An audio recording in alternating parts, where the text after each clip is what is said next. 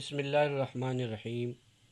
یہ حدیث صحیح بخاری حدیث نمبر 6346، 6345، 7431 اور 7426 میں ہے۔ ابن عباس رضی اللہ عنہ نے بیان کیا کہ رسول اللہ صلی اللہ علیہ وسلم حالت پریشانی میں یہ دعا کیا کرتے تھے: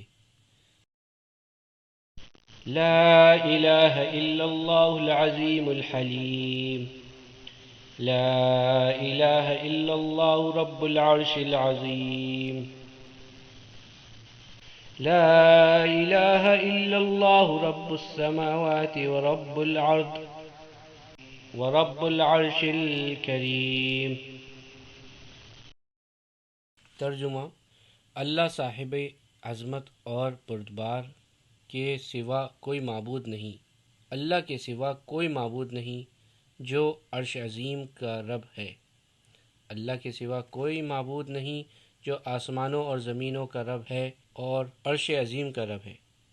جب بھی کوئی پریشانی ہو فوراً یہ دعا پڑھ لیا کریں، اللہ تعالیٰ اس غم اور مصیبت سے اسے دور فرما دیں گے۔